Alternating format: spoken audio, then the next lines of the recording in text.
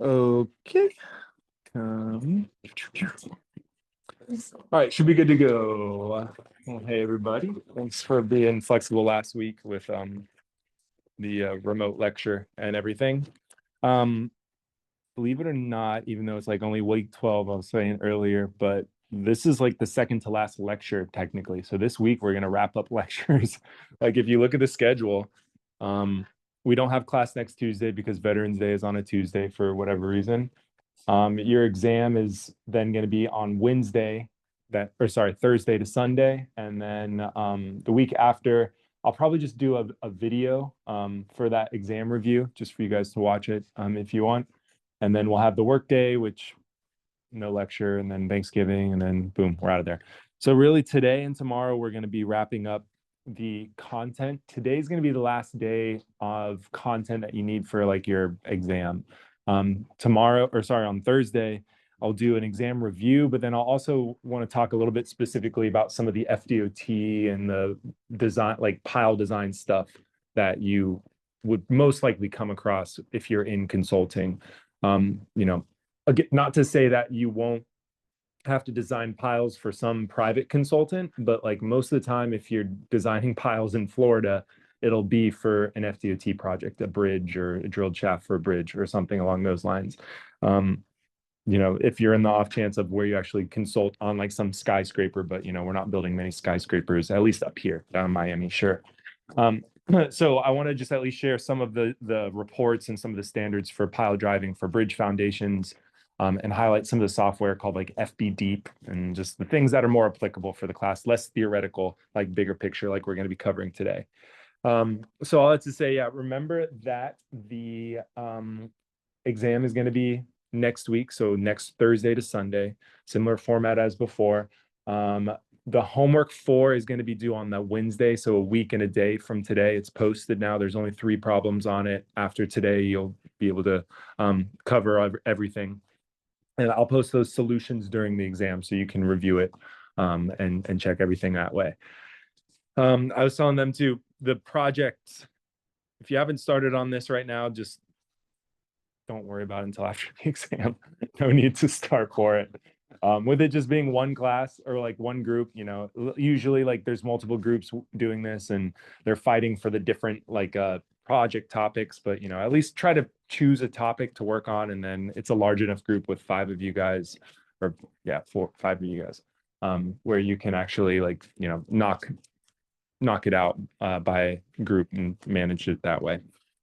But yeah, besides that, we will have a quiz this week, so just keep that on your radar. And yeah, we'll be wrapping up the semester soon. So what we're going to be covering today, kind of going in the trend of things. Last few classes, we've been talking about pile capacity, and this is a single pile capacity, and this is for point bearing, and then also methods for skin friction. So remember, there's 2 things independent there. The ultimate is equal to the bearing plus the skin friction. So for the point bearing, we went over the Meyerhoff and the Vesich technique. For the skin friction, we went over the just the more generalized frictional technique that isn't really owned by somebody's name. And then we have different techniques for sand and for clays too. So keep that in mind. And those are all theoretical techniques. Or sometimes they're called like analytical techniques, meaning they're applying physics to how the soil should respond and then applying that to design. Now, just like Terzagh's bearing capacity equation, and at the very end, we were saying like, yes, that's a theoretical equation, but there's also direct ways of estimating it, and that's through in situ testing. So that's what we're going to be covering today. So correlations to determine this ultimate capacity through the standard penetration test, and then more importantly, the cone penetration test. If you remember me saying the CPT, you're essentially driving, it simulates driving a pile. So the resistance, even though it is pointed here, we still have a similar sleeve friction, and then we also have a similar QC. These are the measurements. So it simulates that driving pile capacity for the CPT. We'll also talk about pile load tests, just big picture, and go over one technique to analyze and determine if your pile has met capacity through these pile load tests. And that's the Davison's technique.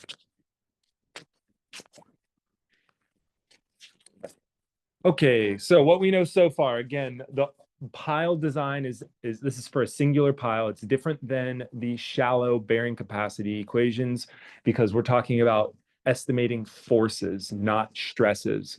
So for bearing capacity, we estimate a bearing resistance in terms of a stress, pounds per square foot, PSI, KPA, something in the stress units. But for this, we're all talking about force.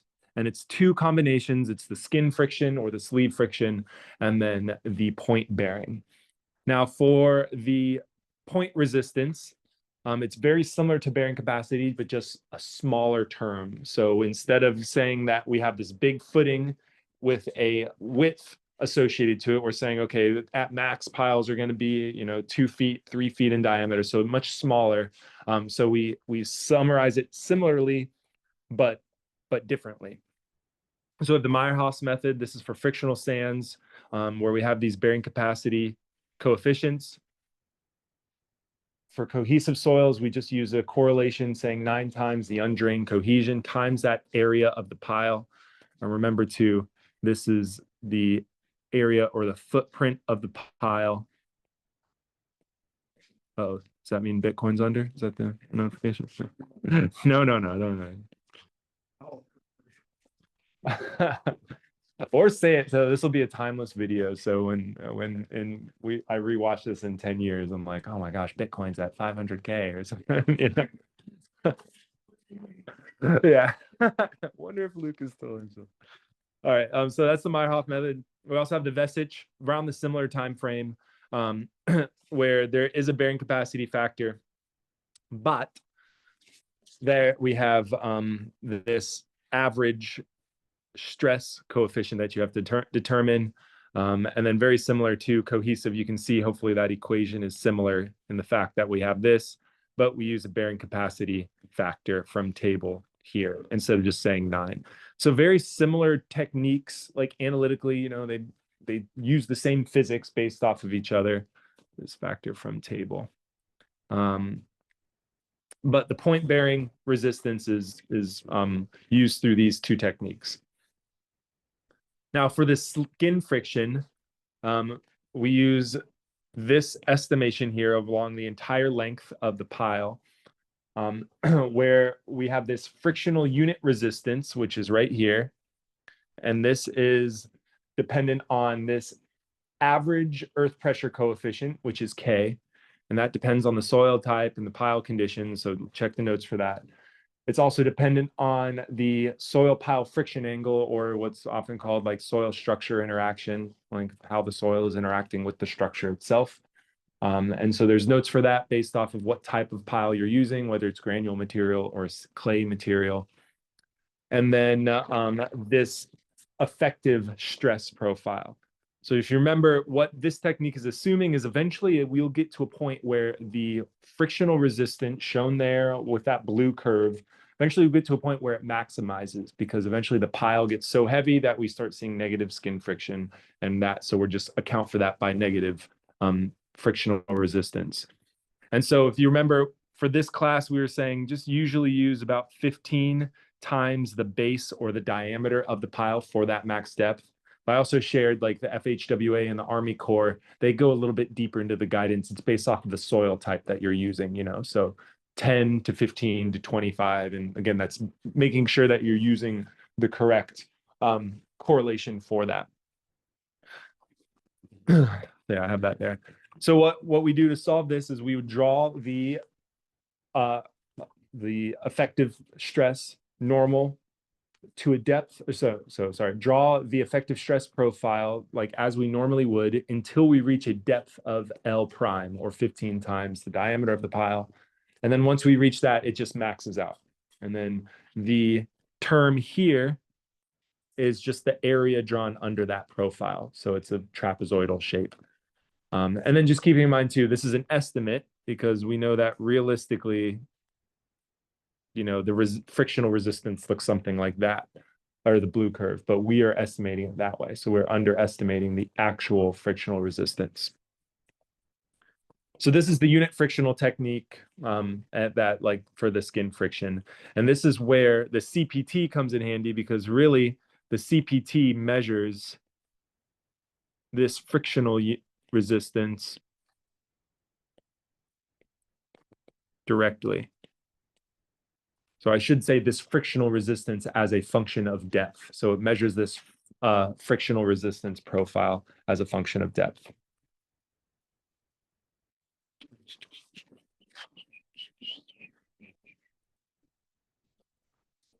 So that's kind of what I'm saying here. So for the skin friction, it can be difficult to determine from an analytical standpoint.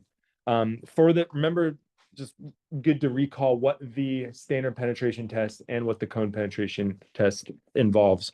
So both are in situ tests, and these are the most common types of testing that you would go out, do geotechnical testing, collect samples, collect soil profiling. For the standard penetration test, it involves hammering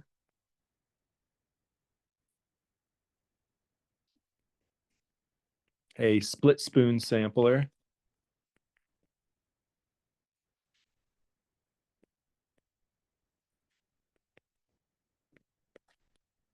into the soil. And what you're doing is measuring the soil resistance, or the number of hits or number of blows it takes to advance that split spoon sampler 6 inches into the ground.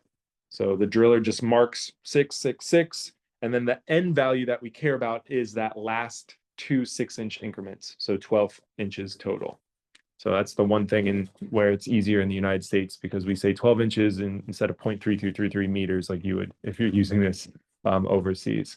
So thinking from a mechanical standpoint, the end value is a function of both of the things, right? The end value is the holistic resistance of the soil, the tip resistance and the friction along the sleeve.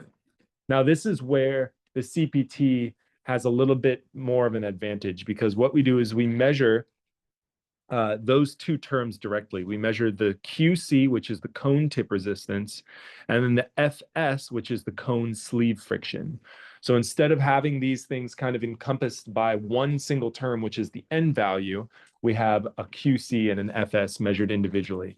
So again, to draw this, we have a friction sleeve where we actually measure the FS, and then the cone tip resistance, which measures the QC down there at the very, very bottom. Now, the one thing, though, is that this cone penetration test, this is hydraulically pushed into the soil. So it's not quite the same mechanism as driving, like pile driving is. But this allows us to measure a more like robust or higher resolution of data, for instead of like hammering it and pushing it through the certain loose strata. Now, there is stuff called dynamic cone penetration tests, which are used where it's hammering a CPT, but you have to be careful with those because the probe is usually a lot smaller, and you could break the probe, or you could miss some of those loose zones. You know, that's one of the issues with standard penetration tests. If you're in a void or a cavity or a loose soil zone, you hit it with the hammer, it's just going to fall, and you don't get any data in that section. Where with the CPT, it's fixed and you can actually push it, and it's strain controlled, so it's rate controlled, so it's measuring resistance at each interval, regardless if it's pushing through like a weak soil layer or not. So just as a recap for soil resistance, this N value, we did cover this in geotech in the first class, but just as a recap for it, whenever we start talking about design or correlations using this N value, we always need to normalize it for the energy applied. So all the physics on the correlation is based off of the like energy applied to the soil. But not all drill trucks have the same amount of energy. And also, if you think about it, there's a different amount of energy if you're drilling 5 foot in depth versus 100 foot in depth, because now you have this weight of, all this steel rod, hundreds of pounds of steel rod above it. So in order to do that, we always normalize it or correct it for the depth, the hammer type, and the rod diameter. And we use this equation here, and it looks gnarly because there's a bunch of Greek words or Greek letters in there. But really, this is the one measured. This is from the drillers. So that's the numbers that the drillers are going to give you. This 60% is just that baseline because we normalize it for 60% energy. And then we have an iota or whatever that Greek letter is for each thing, depending on the type of hammer, the diameter of the rod, the sampler type, and then the variation or the rod length. So that's what each one represents. And really, most of the time, like these are going to be equal to 1, right? Like if you're using a standard sampler, which most people do, and you're not using some smaller one or a liner or something, then that correction factor is going to be 1, which means it doesn't correct anything. Similarly, too, with the diameter, it's only if in interesting cases that I've never come across where you use some of these large diameter split spoon samplers. Like, I don't know, never seen any or used any of these before. But there is where the energy comes in, safety hammer, donut hammer, auto hammers, they'll all come with their own factor for this hammer efficiency there. So that is something important to do because what you'll see on these correlations, these all use the N60 value. So it's very important to correct for those. If you use the raw N value, like blows per foot, you're not going to get the correct answer for this. So Meyerhoff, some similar names here. They came with these soil resistance factors that are all empirical for these different ranges. And you can see it's all based off of a certain percentage of the N60 value that you're measuring. So like either 2% or 1% of the N60 value. And then the PA there, again, that's atmospheric pressure. That's just used mainly to normalize the units and to get them into the stress conditions. So this range, we would use this one for what we call high displacement piles.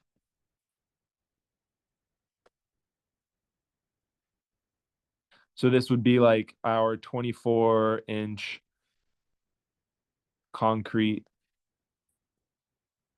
or pipe piles. And then for this side, we would use a lower value for our low displacement piles. So this would be like micro piles or H piles.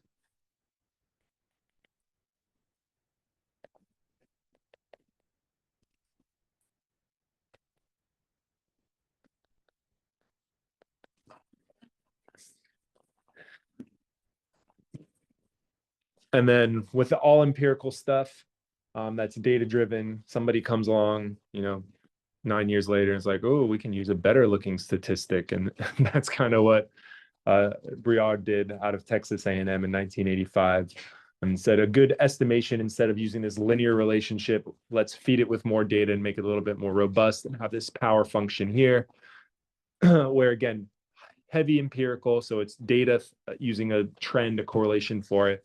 But he's saying the average friction for that pile is going to be about 0.224 times the atmospheric pressure times the N60 average to the 0.29. And this is more holistic for everything. So keep in mind too, atmospheric pressure, you don't have to get too advanced when it comes to like checking with a meteorologist or anything. These are just normalization. So this is either like 100 kPa or around 2000 PSF. That's usually what we'll use. I know normally we're used to like, 14 atmospheres or whatever the heck it is, like, but we're using engineering units here for this. Yeah, what's up, Luke? Was that 24 what content? 24 what? Oh, yeah. Yeah. Concrete. Sorry, don't know how to spell. 24, yeah, high displacement driven piles. So 24-inch or greater, Again, the difference of it is not going to be that much, 0.1% different or 0.1 difference.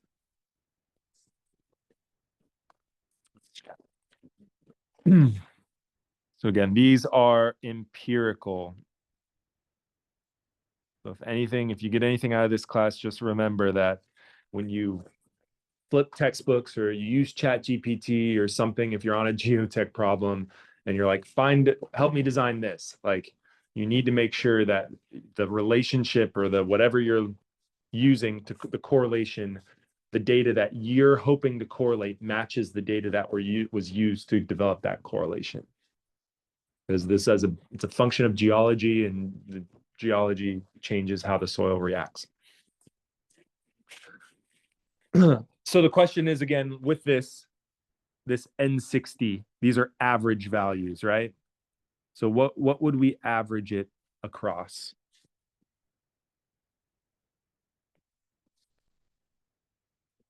For this, we're talking about friction. So this is the entire length of the pile.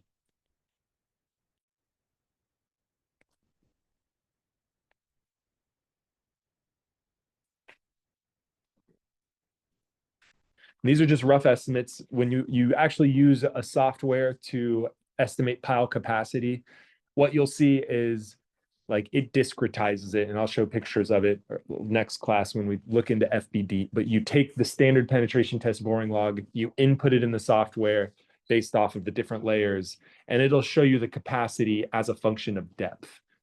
Because like in this case, this is just an average. Let's say you have the top 10 feet of really like strong, dense 30 blow count sand, and then underneath that you have like loose 1 blow count clay or something. So the average of that might be really, really low, but if your pile is only 4 foot in depth or something in the top layer, then your capacity is going to be much higher than the entire thing. So really getting it as a function of depth is important, but this technique is just to give you one value across the entire pile. So that is one of the limitations of it. So that's the average across the entire length. For the point bearing technique, we use Meyerhof, which is again a correlation, empirical relationship. To solve for this QP, make sure I didn't draw it in there. Okay. No, they use, this is about 0.4 times the atmospheric pressure. And then a similar term, that N60 average.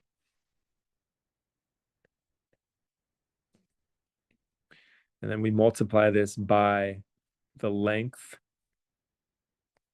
over the diameter. So this ratio term.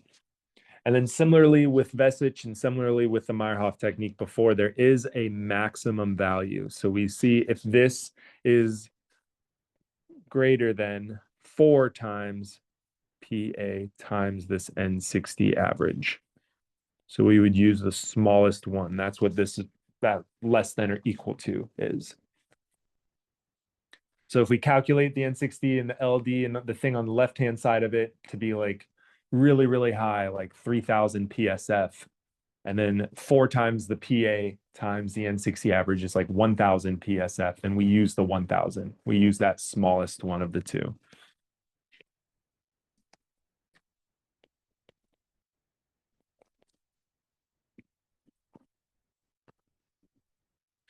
Now the question is with this one though, this is point bearing. So what is this average value? So let's say we have an N60 profile that looks something like this. The average value that we use, let's say if this is the anticipated pile tip, the average value we would use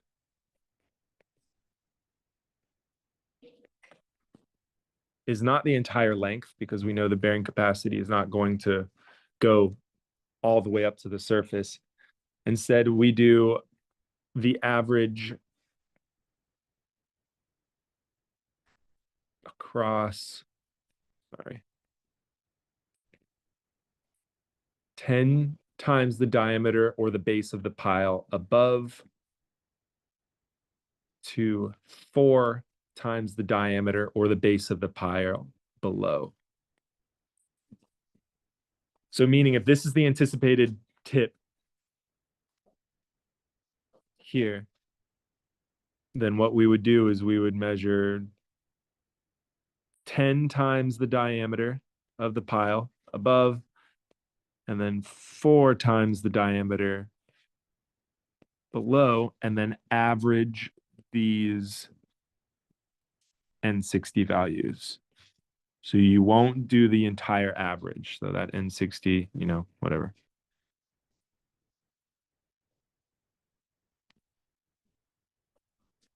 So there's two steps that are needed for this. Remember, we still have to use the 60. We still have to correct for N60.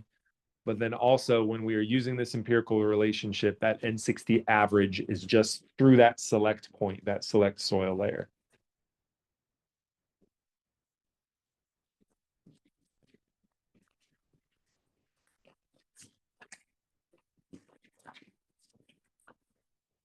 So 10 times the diameter and 4 times the diameter. These are pretty large numbers. But the reason why, and what we'll see the difference between SPT is, or sorry, CPT, the reason why a good remembering, why can't I do this? What's happening here? The SPT, it only measures the N value.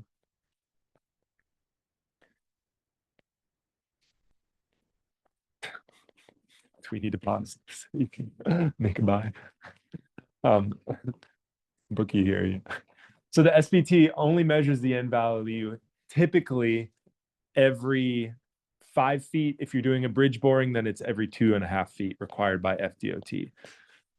So you really only get like a little bit of data per foot, So that's why these ranges are pretty wide, 10 times the diameter. If you have a 20 foot or 2 foot, 24-inch pile, 24-inch pile, then you're measuring it 20 feet above and then 8 feet below it. But that's just to ensure that you're capturing enough of the data there, because we're only measuring 2.5 feet. So you want to have enough of that data. So typically 2.5 feet for bridge borings, which is the smallest you can get for SPT. You can't really get a consecutive SPT blow count because you have to drill down to the next layer and you have to replace the drill rod and with the drill bit and the sampler.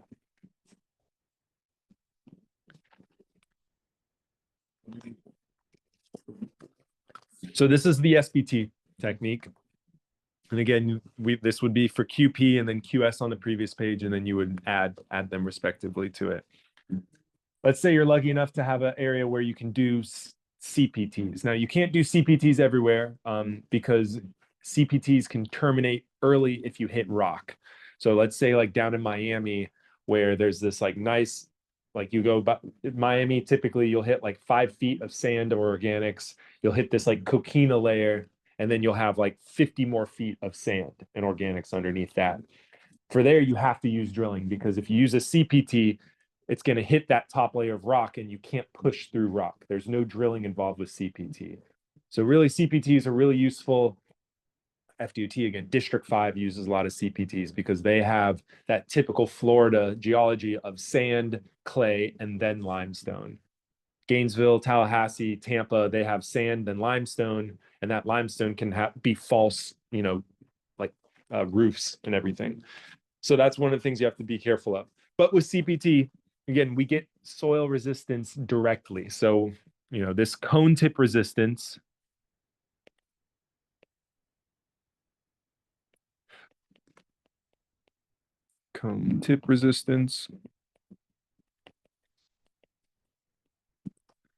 This is highly correlated to the pile point resistance. And then this FS, which is the measured sleeve friction.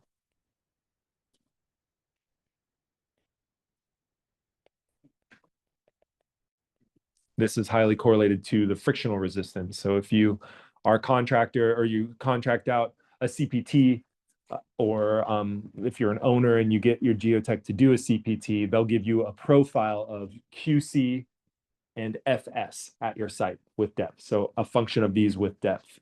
And then software can automatically correlate it to some of these things here that we'll talk about here. So for the QP, for the point bearing resistance, for it, what we see is that this QP is basically proportional. I don't know if that's the right thing. I'm just going to say proportional. I never know the little units or the little sign there. This QP is proportional to this QC average. So it's linear proportional, which means we just correct it with this one like KC term. And what you can see is that this factor here from Bustamante and Giannicelli, based off of the soil type, you have these factors, this linear relationship here. Now you'll see in the literature it says group 1 or group 2, and FDOT does this too. For whatever reason, group 1, these are board piles. Board piles meaning they drill a hole and then they place a pile or they fill that hole with concrete. Group 2 are driven piles. So most of the time we're going to be driving piles. So you would look at that driven piles layer there.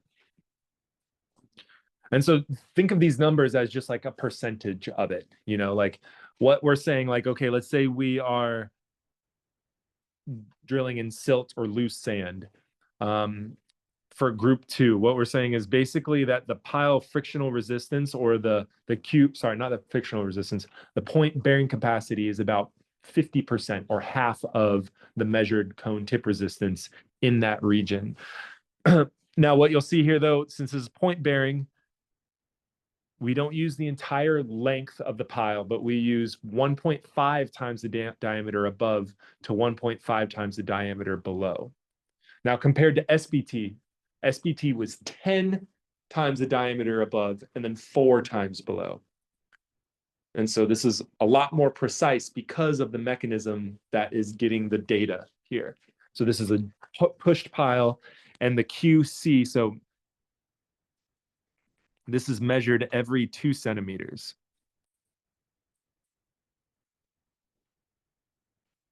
So we get a lot higher resolution of data with CPTs than we do with SPT, which is how we're able to kind of shrink that region in a little bit. So 1.5 times the diameter to 1.5 below, which gives us a less conservative design. So we can be a little bit more practical with the estimations there.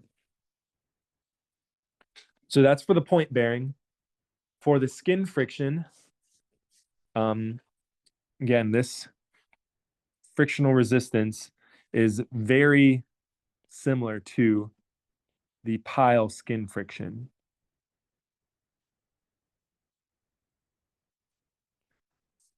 So for all of this equation here, you know, theoretically for this, what we say is that essentially that this average value is proportional to the measured FS from the CPT.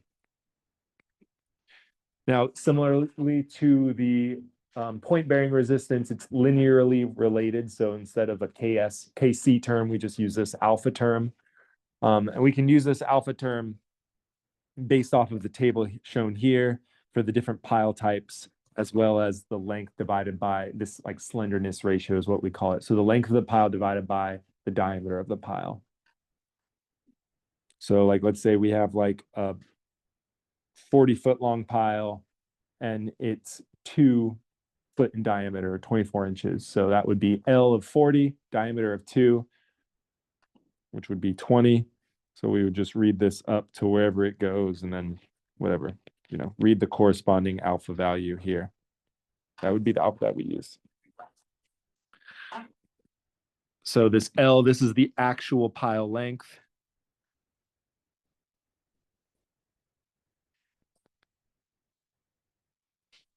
And then the D, this is again the pile diameter.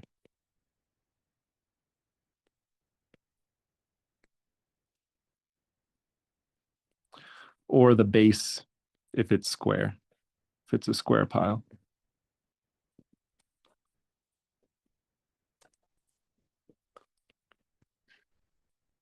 So the benefit of the CPT versus the SPT, it's kind of a benefit, I guess. Since the CPT is measuring it directly, and then you're getting the results in real time because it's all electronic. There's no writing stuff down and then sending it to the lab like the SPT is. You can get you can essentially get the results real time.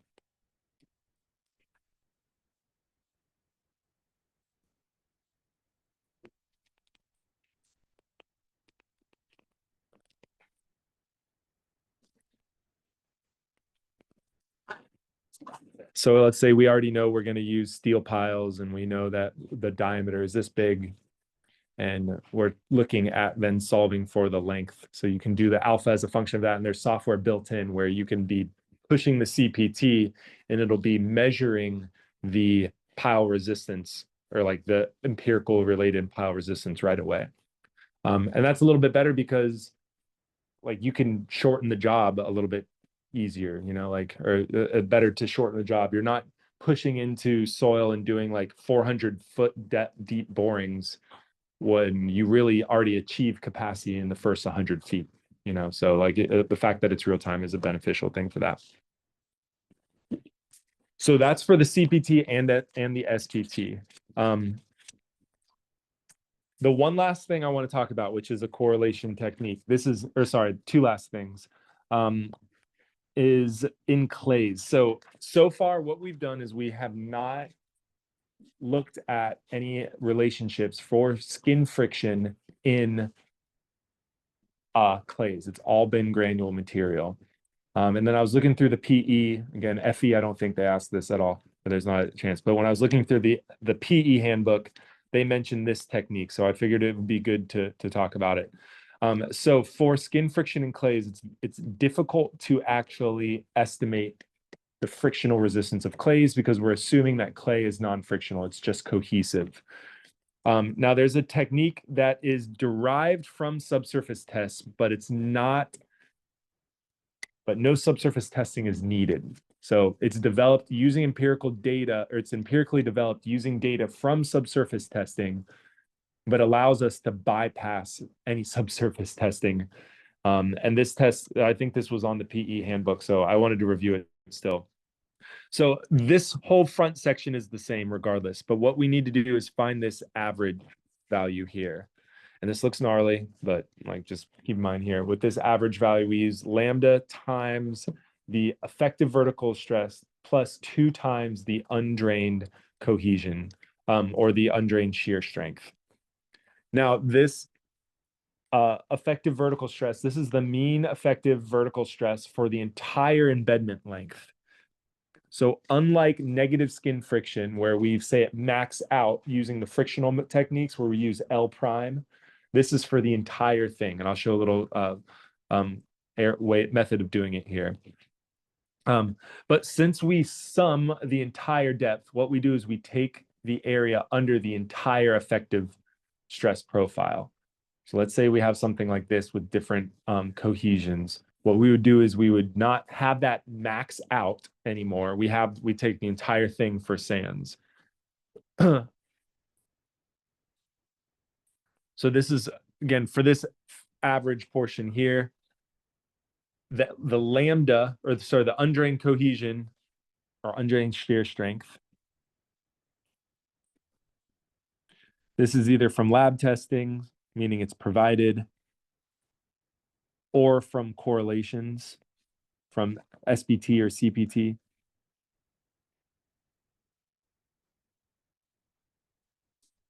So in this example shown here, this little cartoon, we're showing that there's 3 layers of undrained cohesion. Could be 1, could be 2, whatever, could be 5. But that's just saying in this little example, there's 3. But with that, we change the vertical effective stress because the density is changing. So we would take that summation of the area. The lambda then is a function of the embedment length. So the embedment length, it's kind of rough estimates there. Note for this is in meters. And so we would solve it for that. What you see is that this lambda decreases in depth. So embedment depth. So usually that minimum value is at 70 meters. That's a freaking really long pile. So we would just say that would max out at that. So the frictional resistance will decrease with embedment length. So because of that, it kind of takes into account the potential of friction.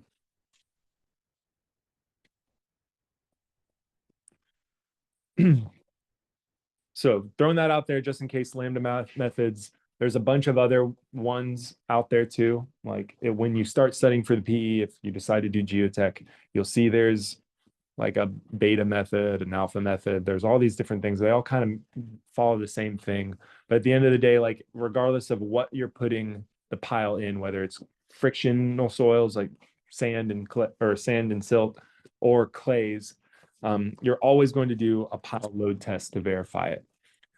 So pile load tests, there's a bunch of different types. I'll kind of show it here. But they're required to verify the analytical or empirical calculations on the site. And sometimes you might have multiple piles being tested depending on the Florida building code or the FDOT, whoever you're building these things for. Typically, the test pile is loaded to 200% of the design load, so 2 times it. But also the rate and the max loading. Sorry. Is set by the building code. So Florida building code. Or, FHWA, whoever you're doing this for, they have like a loading rate specification. So unlike driving a pile, which is kind of quick, you apply it, it's a hammer, like just dropping and going down. This is a slow test. So you apply a load and then you wait, and then you apply a load and you wait. And what you're doing is you're measuring the force applied, but then you're also measuring the settlement, how much that pile tip is settling down through it. And so what you get shown on the bottom there is this load on the x-axis versus the settlement. And then if you remember, this looks similarly, they're similar. I don't know why I keep saying similarly. Is that a real word? I don't think so. This looks similar to the consolidation, because what we have is this loading curve. And then when we reach that max, what we will often do is unload it. Now, this unloading of a material, this isn't the soil magically pushing the pile back up.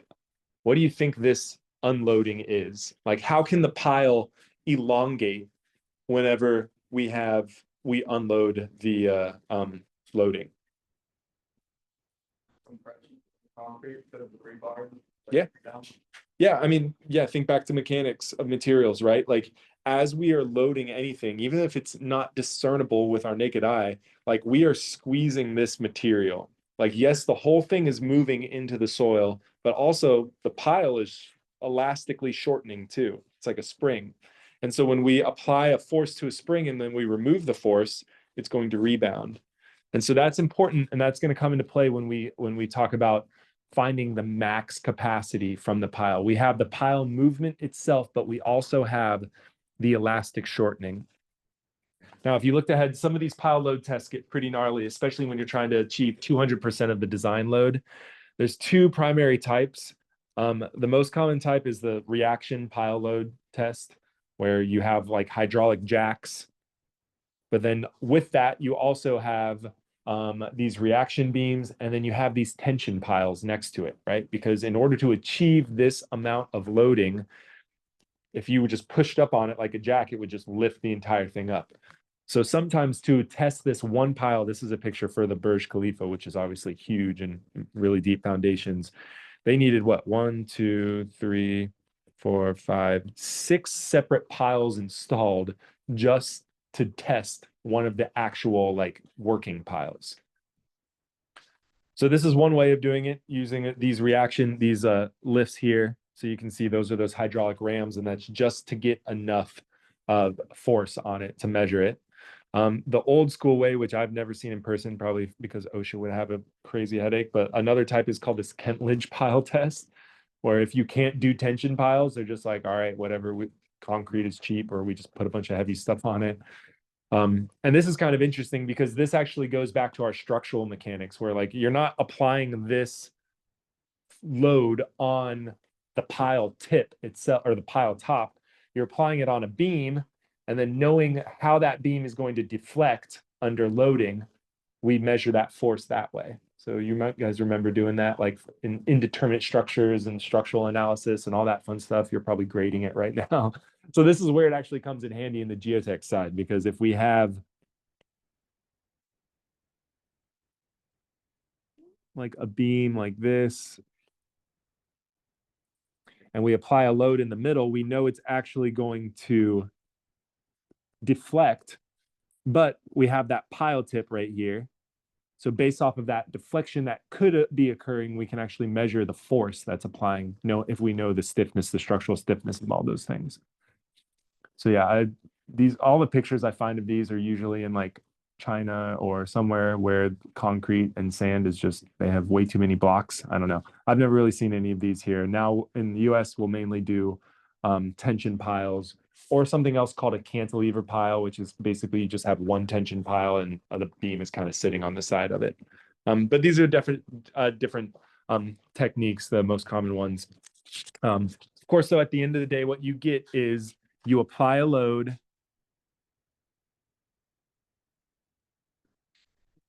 and then you measure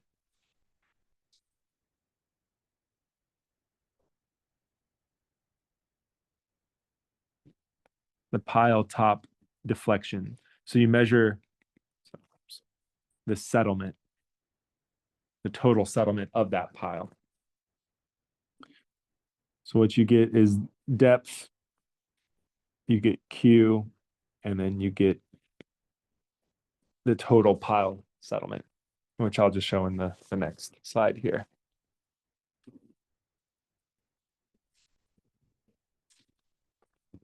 So it's similar to a consolidation test, but obviously large scale and different mechanism, but the curve looks similar. So you do this incremental loading and then you unload it as well. And then you're measuring the total settlement of the pile head itself. So they're surveying of that. So what we see is that, as we increase, this will be Q, which is the load that we apply. And then we'll have the settlement total in like inches or millimeters, and this will usually be in like kip or pounds or something. But what we see is that it will increase like this.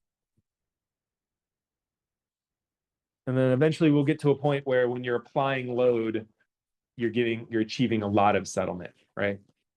And some kind of curve like this. And also keep in mind, this is incremental, so it's not a nice straight curve like this. You have like, this is consistent of like point measurements fit to a curve. So that's why the rate that you apply load is important. Like you don't just go straight to 200 times the anticipated loading of it.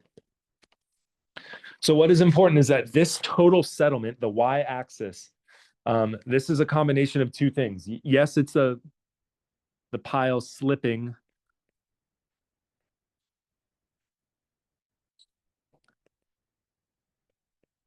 through the soil. So yes, this is the actual soil, like moving around it and the pile moving as a whole through it, like you would expect. But also it has an aspect of elastic shortening in it, or the compression of the pile itself.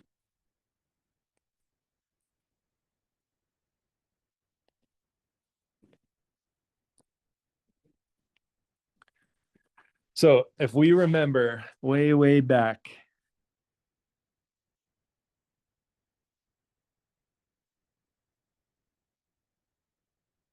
from mechanics of materials, let's say we have this point P here,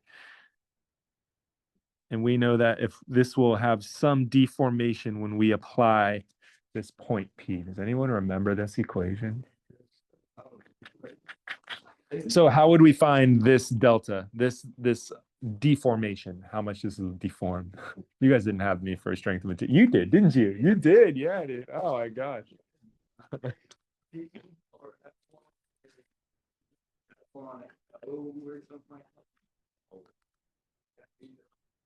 Yeah. Yeah. It's a simple term, right? It's a combination of two things. It's P times the total length divided by the cross-sectional area and then the thing there. So this is when we actually come full circle. We're seniors. We're actually going to use the material now because this is important. Like we can summarize it. Yes, we need to use an elastic modulus of the pile because it has concrete, like rebar and concrete in it. But we know the length of the pile and we have that Q and we can find the cross-sectional area of that. So we can actually determine that deformation that's going to contribute to the elastic shortening of it.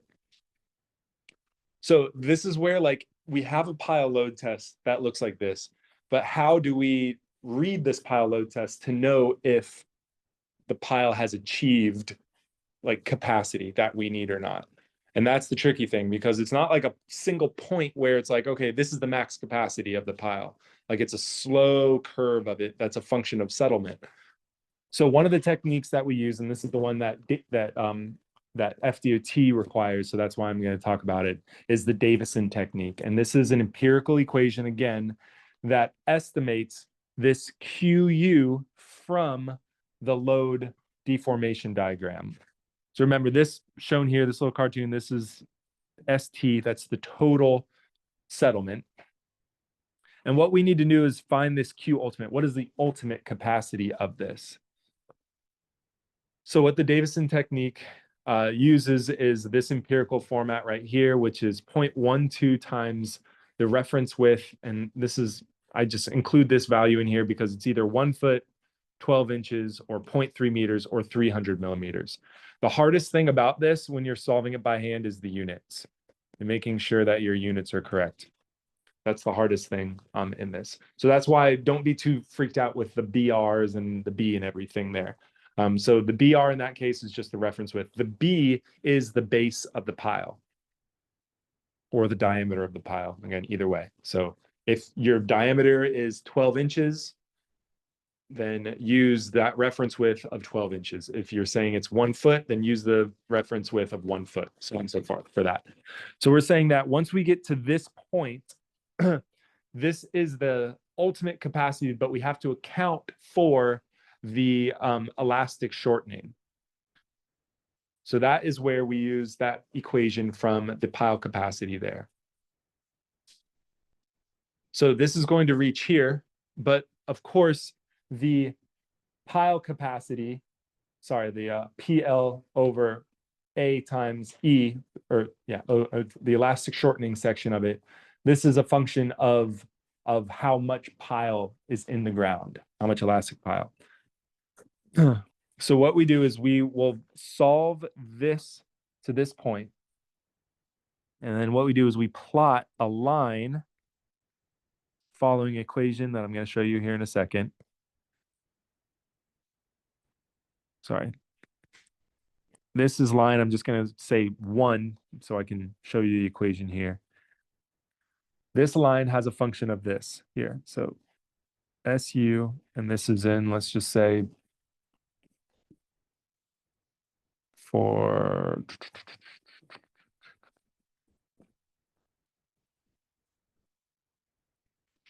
this is going to be in millimeters.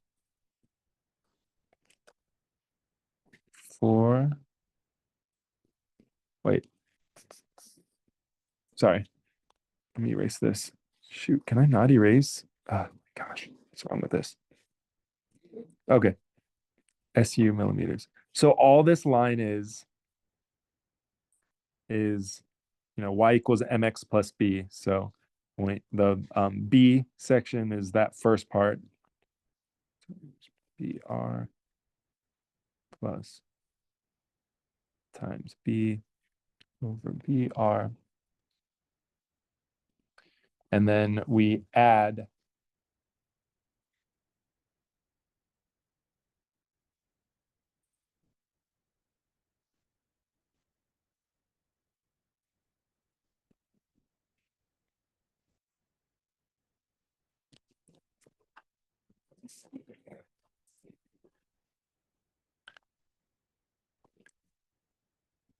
so what we would do is we would plot this equation, and where this intersects with our capacity curve is the ultimate capacity. Because it's important to note here with this QU this is the x-axis, right? That's this value here. So what we do is we plot this function. Everything else is constant except the QU. So if we have the profile of the blue profile, to draw that red curve, we need to actually put in QU values, such that we can plot that straight line. And so we would plot this. Where this intersects, we would read, and that's our QU value. So it uses Excel. On this little example, we can go through it here still. But let's say we have the pile capacity shown here. It's 20 meters long with this diameter, or it's a concrete pile, a square concrete pile, 406 millimeters by 406. Using Davison's method and assuming an elastic pile, Young's modulus of 30 times 10 to the 6, or 30 million kilonewtons per square meter. So what we would do is we would have to solve that equation. So for the reference pile, let's see. So we're in millimeters and kilonewtons per square meter. So let's put everything in. So it's 406 millimeters. Okay, well, let's keep it in millimeters then, I guess, because I didn't realize I have this as millimeters down here. So for this,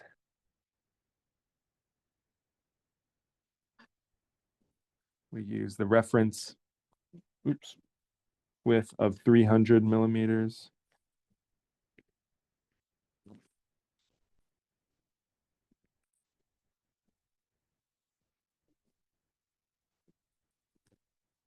Sorry, golly. Just go back here.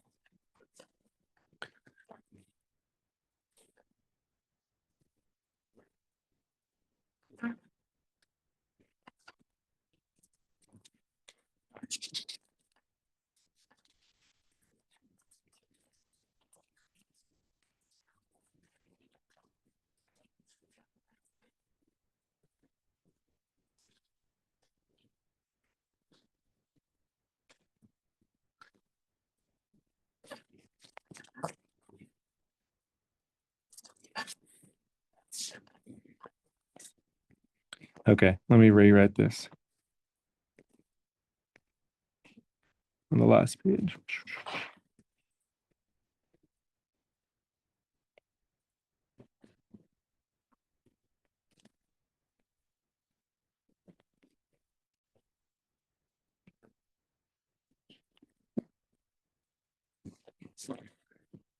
So for the example on the next page, again, the units are the trickiest thing. I always even get mixed up by them here. So SU is 0.012 reference width plus 0.1 times the base divided by BR plus QU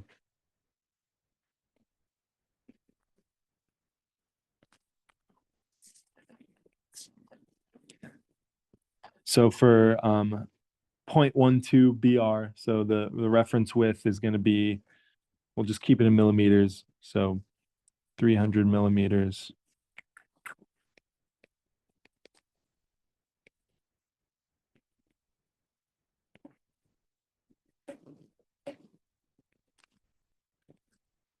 And then 0.1 times 406 times the reference of 300 millimeters again. And then the Q is going to be the x-axis, right? So that's a variable. The L is going to be 20 meters. But then remember that 1,000 millimeters is equal to 1 meter. Make sure all the units are correct. The area is going to be 406 squared That's millimeters squared. And then the elastic modulus, 30 times 10 to the 6 kilonewtons per square meter. And this is times 1,000 squared for the units. Sorry, yeah. Doing this by hand is a pain, but Excel helps with the unit conversions.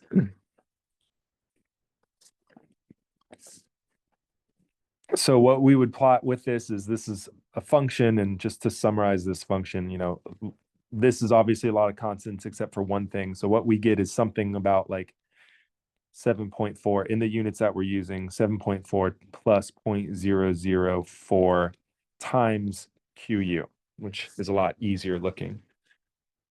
So we would plot that in Excel. So we would, just plot the x-axis of QU versus the ultimate, just put a bunch of units in there following that so we can produce a function. So we know that it'll be about 7.4 is where it starts.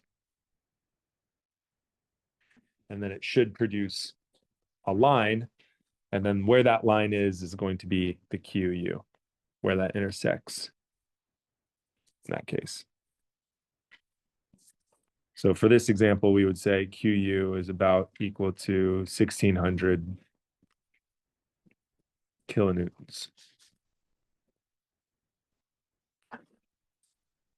So what you'll see on Thursday is software will calculate this automatically for pile load tests. But still, you never know when you might need to solve this by hand, or at least know the theory behind it in the PE or the FE.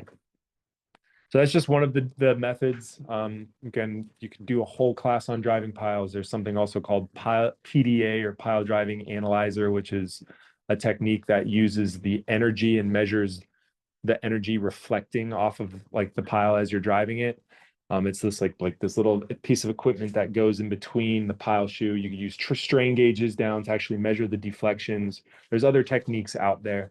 But technology aside and everything, you would use this if you just had the old school a pile load and measure the deformation on it. Let me just write this here. This is obviously 7.4, right? Because y equals mx plus b with this. Okay. Any questions on this pile driving in general and stuff? So yeah, next class I'll post and I'll post the slides. It'll be less writing, more just like looking at stuff. But I'll show you some actual FDOT pile reports, as well as, unfortunately, we don't get access to the software. UF has a license on it and even makes us educators pay for it and all this stuff. But I'll at least show you the manual and like what to expect if you're using FBD. Have you ever used FBD? Ooh, bring it in. I don't know. I'm afraid. Don't worry about it. Thank you, though. But yeah, if anyone wants an inside scoop, maybe help. But we'll keep that out of the class, just I don't want to get in trouble for that. But yeah, thanks. You use FPD network then and stuff. Yeah. Okay. Yeah. So it's a helpful tool that is required by FDOT now for pile design, but it gives you these really nice pile capacity curves per soil boring. So you can look at the average, you can look at each one individually, you can look at the worst case scenario, the best case scenario, and make a more educated guess on what the capacity is or how deep you need to install the pile. That's the design aspect of it most of the time. So that's it. Let me stop recording so you can give more financial advice. Yeah. Hold on, I'm not going to start recording.